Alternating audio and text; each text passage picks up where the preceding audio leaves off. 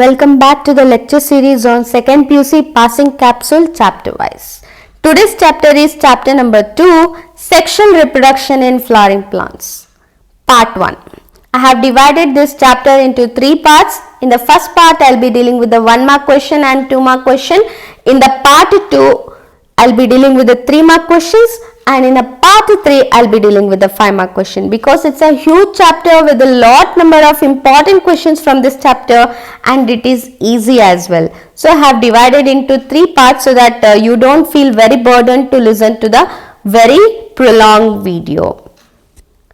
Those who are new to my channel, please do subscribe my channel Bio Shastry so that you don't miss any informative videos on PU board of Karnataka and also on the competitive examination. Yes, let's get started without delay.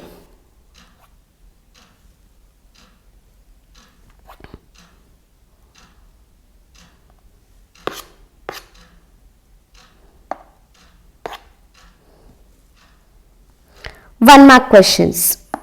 So in the 1 mark question, how is bagging technique is useful in plant breeding program? So it's a very direct question. Bagging prevents the contamination of stigma with the unwanted pollen. So we are making a bagging. Suppose here you have a flower. Okay. So the flower is tied with the polythene bag. Why it is tied? Because for the contamination of the stigma with the unwanted pollen. So unwanted pollen, if it comes and sits on the stigma, there might happen a pollination, isn't it? So that is why, to prevent the contamination, the bagging technique is useful in the plant breeding program. Then what is the function of tapetum?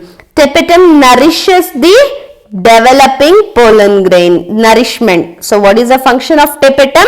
It nourishes the developing pollen grains. Then what is polyembryony? So you should know poly means many or more. Embryony, that is embryo. Embryo. If you split up the word embryo. So by seeing the word only, if poly means many or more, embryony, embryo. So that is presence of more than one embryo in a seed. You call it as a polyembryony. Is it right? What is emasculation? The process of removal of anther from the flower bud is called as emasculation. Suppose you have a flower. Okay. In the flower, what you are removing? You are removing the anthers. That removal of anther, you call it as a emasculation. I hope it's clear for you guys. Wind pollinated flowers have to produce enormous amount of pollen. Why? Because they have to be transported in wind currents. So what happens? The wind pollination, when it happens, it has to go away along with the wind. Suppose there is a loss of pollens in the wind current. That is why they have to be transported in wind currents. The amount produced will be enormous. What is apomixis? Some plants produce seeds without fertilization in their flowers. It is called as apomixis. Apomixis. Name the innermost wall layer of Microsporogenesis. That is tapetum. This is a very direct question. Then what are tassels? Tassels are stigma and style which wave in the wind to trap the pollen grain. So what is tassel? Tassels are stigma and style. Suppose this is stigma and style which wave in the sense which will wave in the wind to trap the pollen grain. So easy. Next, what are Filiform apparatus? Filiform apparatus are present at the micropilar end of the synergids and guide the entry of pollen tube into the embryo sac. Suppose you have this embryo sac. Okay, you have a filiform apparatus. This is a micropilar end. So micropilar end, filiform apparatus present at the micropilar end.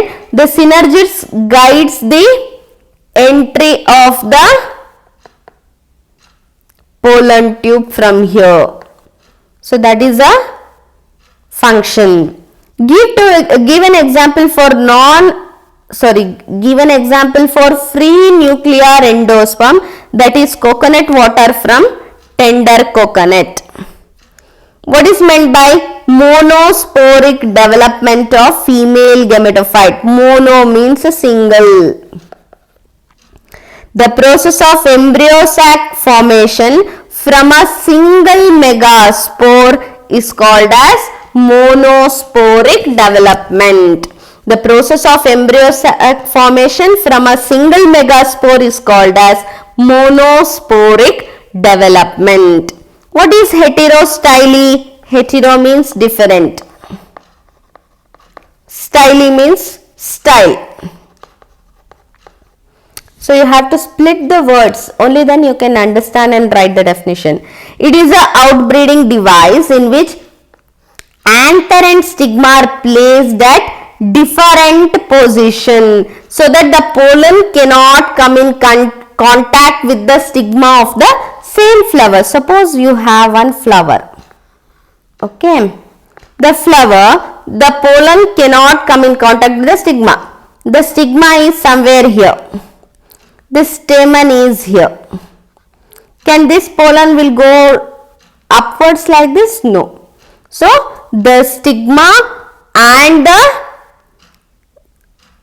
pollen or the stamen is placed at the different heights or their different position, that is called as heterostyly. Name the asexual reproduction that mimics the sexual reproduction, that is apomixis. Name the tallest flower, direct question, Amorphophallus. You have to remember the tallest flower, Amorphophallus. Name the homogeneous tissue present in the young anther. The homogeneous tissue present in young anther is sporogenous tissue. Define microsporogenesis. The process of formation of microspores from pollen mother cell through meiosis is called as microsporogenesis. So you have to remember pollen mother cell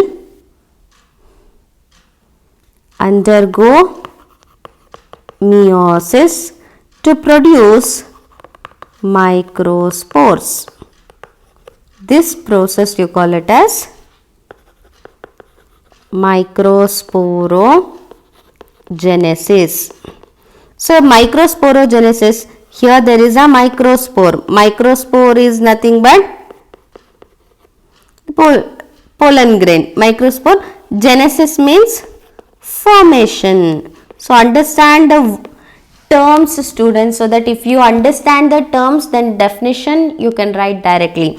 So microspore and here formation. So the process of formation of microspore from a pollen mother cell through the meiosis is called as the microsporogenesis. Name the male gametophyte of angiosperms, that is pollen grain.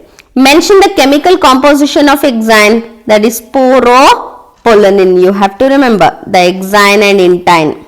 The outer wall exine and they will have a sporopollenin. Name the component of pollen grain that forms pollen tube, that is vegetative cell. The pollen grain will have the vegetative cell and then the generate cell, isn't it? There are two cells, generative cells and the vegetative cells. Define megasporogenesis, that is megaspore formation. Genesis means formation. The process of formation of megaspore from the megaspore mother cell. Megaspore mother cell give rise to megaspore. This process you call it as Megasporogenesis. Name the basal part of ovule, that is chalaza. Name the triploid cell formed due to double fertilization, that is primary endosperm nucleus, or you call it as a pen. Next 2 mark questions. Name the 4 wall layers of microsporangium, that is epidermis, endothecium, middle layer and tapetum. You have to remember, this is a memorizing question. Epidermis outside, endothecium, middle layer and tapetum. Mention the strategies evolved by flowering plants to attract insects for pollination. Majority of insect pollinated flowers are large, colorful, fragrant and they are rich in nectar. So it should be very attractive, they should have a good fragrance and they should be rich in nectar. Then mention 1 harmful and useful effects of pollen.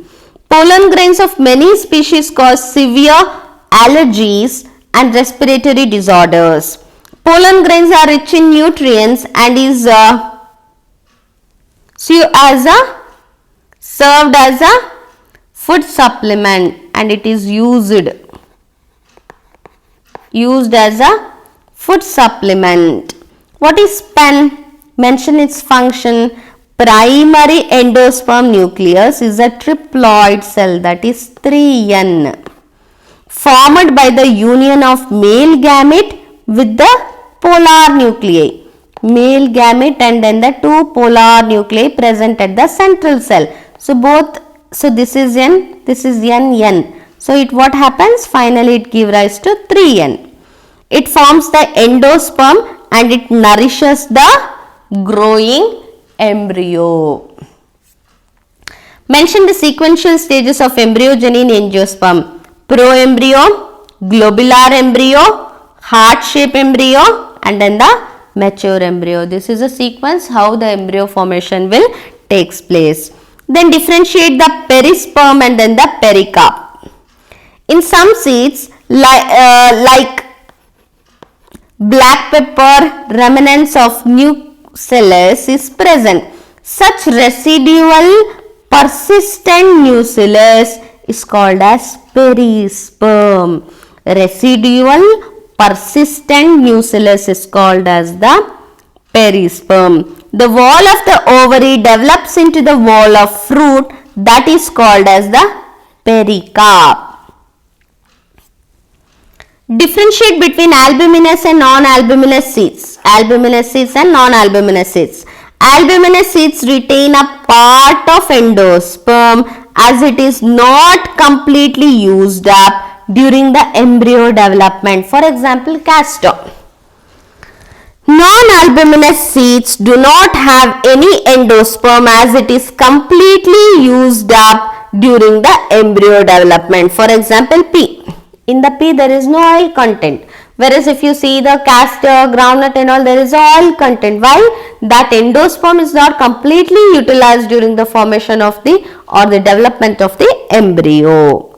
What are parthenocarpic fruits? Give example. The fruits developed without fertilization are called parthenocarpic fruits. For example, banana. Name the 4 types of cells found in the embryo sac of angiosperm. Antipodals, polar nuclei, egg cell, synergids. Write a note on the pollination mechanism in Vallisneria.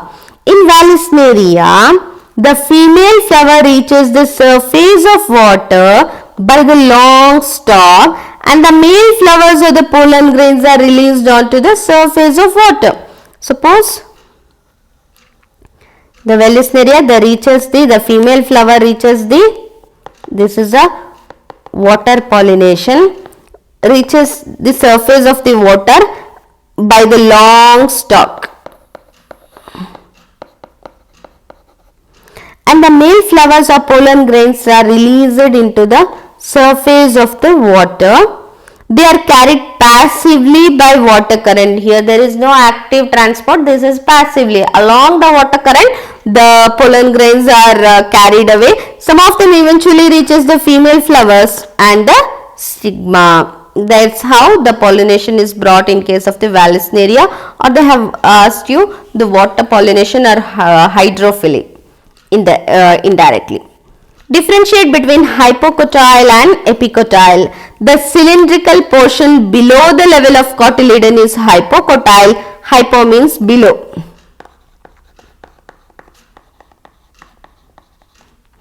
And its lower end in the radical. Lower end in the radical or root tip. The portion of embryonal axis, if this is an embryonal axis, above the level of cotyledon is called as epicotyle, which terminates with the plumule or stem tip. It terminates with plumule, and here the below the hypocotyle, it terminates with the lower end of the radical or the root tip. If this is embryonal axis, above part you call it as a epicotyle, below part you call it as a hypocotyle. I hope this video was beneficial for you students. I have explained in a simple way so that if you understand the question, what the question is about and what they are asking in the question, if you understand and study, definitely you can pass the examination, students. Believe in yourself, definitely you will pass in the examination. And those who are aiming to score 100 on 100, please keep revising, keep studying, read the NCERT textbook, and if you have any doubts in any topic, please feel free to ask the question in the comment section below. Thank you for watching the video till the end. Please hit the like button if you like this video, and share this content with your friends, those who are writing board examination, which will be helpful for them.